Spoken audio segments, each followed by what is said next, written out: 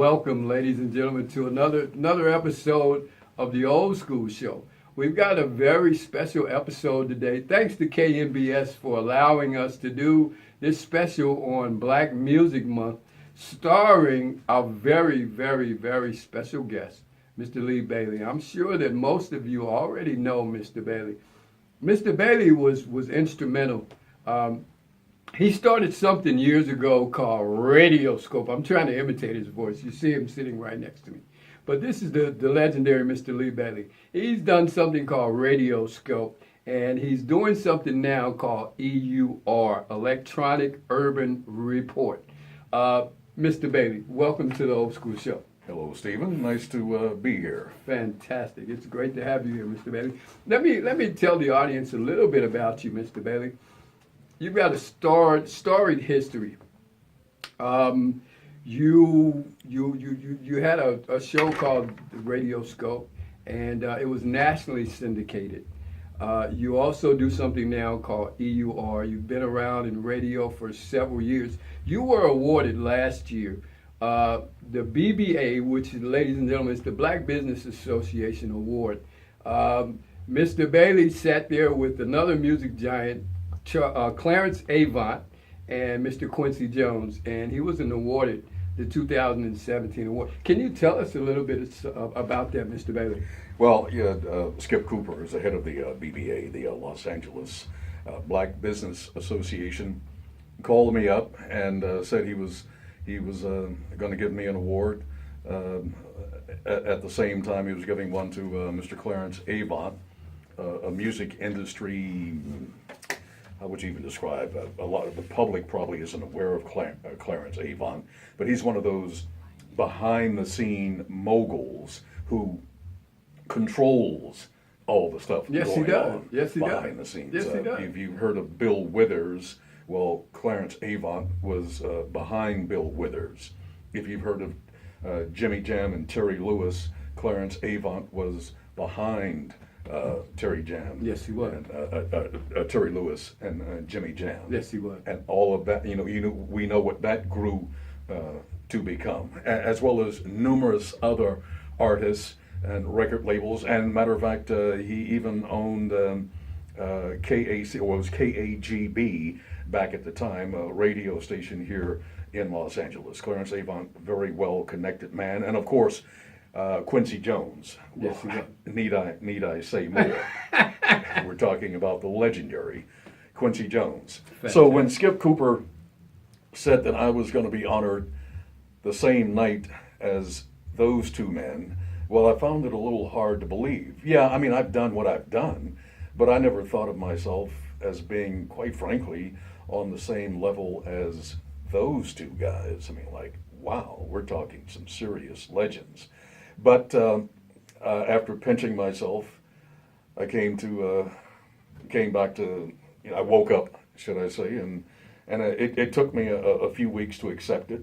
But once I accepted it, I was fine. Ladies and gentlemen, I kept telling myself I wasn't worthy, but other people would tell me that maybe you need to smoke something or do something to get a grip on reality.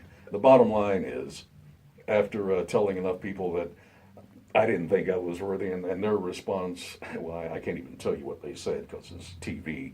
But the bottom line is, I don't know why I was underestimating myself, but fortunately, like I say, I came to my senses maybe a week or two before the event, and from that point on, I was fine. Ladies and gentlemen, I was ready. True fashion, Mr. Bailey. I'd like to read you a quote from Mr. Earl Skip Cooper, who is the president and CEO of BBA Los Angeles, Black Business Association. I spoke with Mr. Cooper a couple days ago concerning Mr. Bailey. And this word is from Mr. Cooper, the president and CEO of BBA, and I quote, Mr. Cooper says, "I can't say enough good things about Lee Bailey. His professionalism and his commitment to the African American community and support throughout the years in helping the music business to a greater awareness, and in doing so, doing it in a very unconditional way," meaning Mr. Bailey asked for nothing in return, which means that he's been a tremendous help to the community. And also, Mr. Cooper states that Mr. Bailey is selfless. Um, and Mr. Cooper also mentioned that he had a difficult time, as Mr. Bailey just told you, getting Mr. Bailey to accept this award, regardless of the achievements and the accolades that he's been giving, the achievements that he's won. It just seems like, Mr. Cooper was saying that Mr. Bailey was not there for that purpose. He was there for achievement, and he was there doing it from his heart and not looking for anything in return. And for that, Mr. Bailey, I thank you. The old school show thanks Well, you're you. welcome. You're welcome. Fantastic. And of course, I want to thank Mr. Cooper again.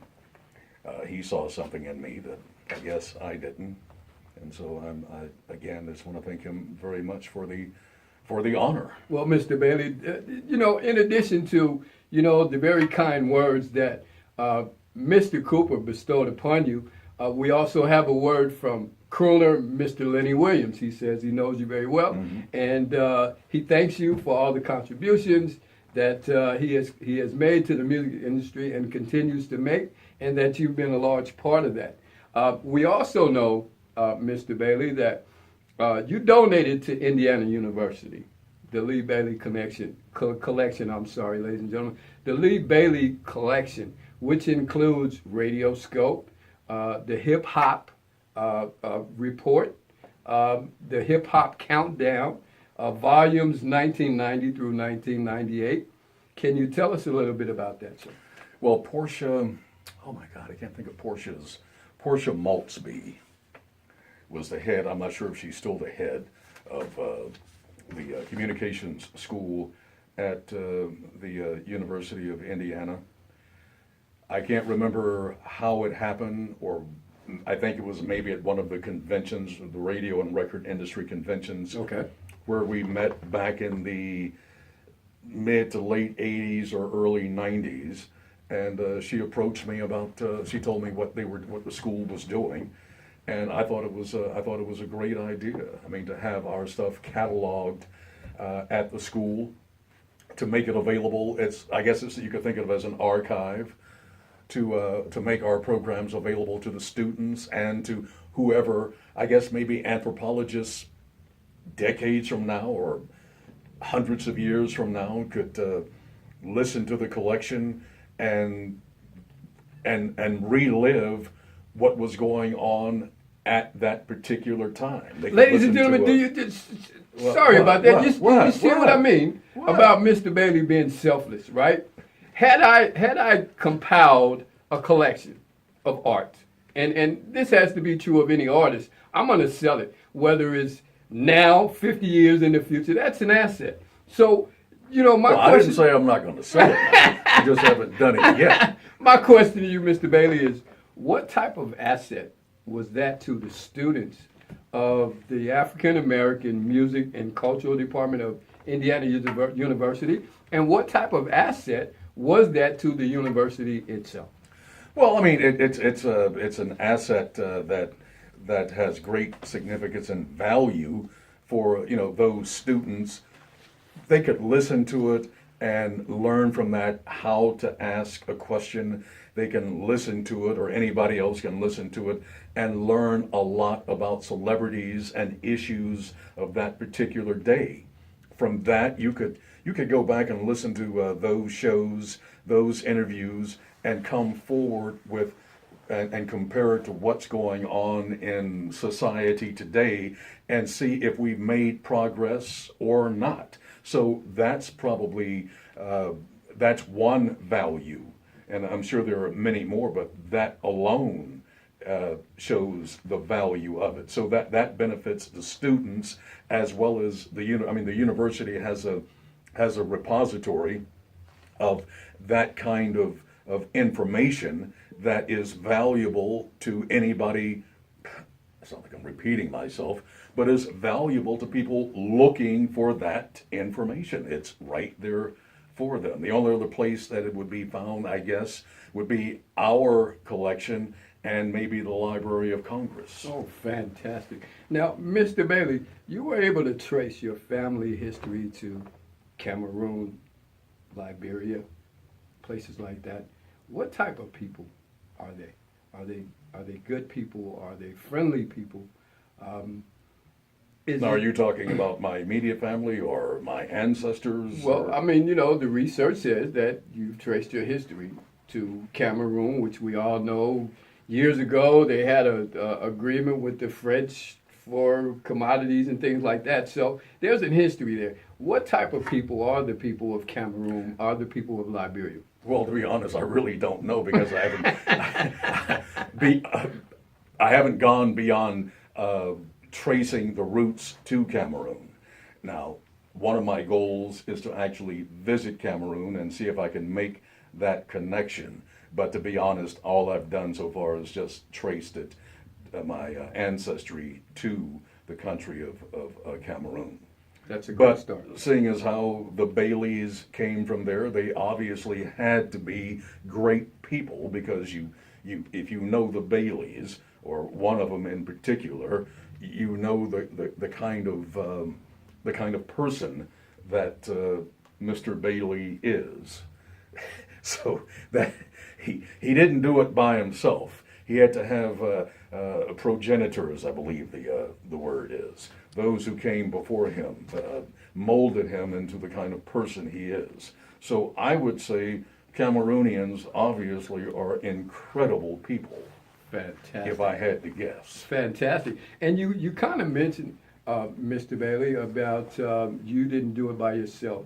From the research we've done, your lovely wife was a part of that.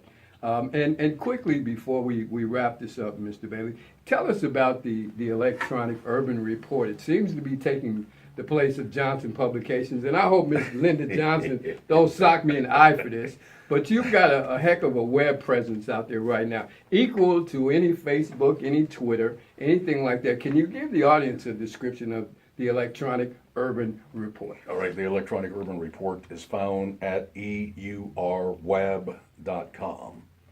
And a lot of people think EUR stands for like something European or whatever, because that's, I guess, how the mind works. When you see EUR, you automatically think something European, but that's not the case. Well, they're promoting it, you know, EUR yeah. stands for Electronic Urban Report.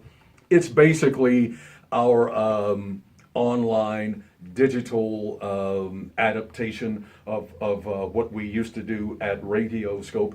As a matter of fact, EUR began as Radioscope's Electronic Urban Report back in the day, Okay. in 1997. That's how it actually began. It began as a newsletter. Okay. It was a 3-day-a-week newsletter, Monday, Wednesday, and Friday. And then after about 2 or 3 months, we realized there was more information, there was more news than we could ever begin to think to put out there. So it became a daily publication, like I said, after about 2 or 3 months. And then in 1990s, actually, if I remember correctly, we started in 1996.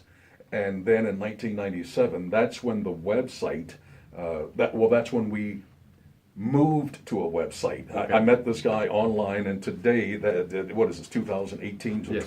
21 years later, I've still never met this guy. His name was Mike Blackstock. He had a site, Gold something, I can't remember the site right now. Please forgive me, Mike. But anyway, he came across the newsletter somehow, Okay. and he asked me if he could replicate the newsletter on his website. And I said, sure, why not? And that's how the newsletter became a website. And then eventually, after a couple of years, we applied for our own domain, EUR Okay. Web. Now, I wanted to do EUR.com, but it was taken by a European company. Okay. So that's why it's not EUR.com. So I had to come up with an alternative, and that's how we came up with EURWeb.com. Okay. Quickly, Mr. Bailey, for the young people that are coming up, have their sights on the music entertainment business, and you've been involved in Hollywood organizations such as BHERC and quite a few more. What advice, what can you give them that would help them come up and become successful in Well, this business? you have to be determined. You can't give up. You have to do your research. You have to inform yourself. You have to read EUR Web daily. You got that? EURweb.com. That should be the first and last thing you do. Fantastic. But on the serious side, you just have to, if you're serious about making your mark in this business or any business, you have to be determined and you have to educate yourself. I think it's as simple as that. You really have to stick to it. Naturally, there are other things that come with that, such as networking, blah, blah, blah, blah. But all that comes under educating yourself, informing yourself, read as much as possible, be on the scene. And of course, subscribe to EURweb.com so you really know what's going on in the industry. That's where you can get the leg up and the tips on what to do, who's doing it, and where it's being done at. And certainly we can get that from EUR.com. No, EURweb.com. I'm sorry. Let me spell it out. EURweb.com.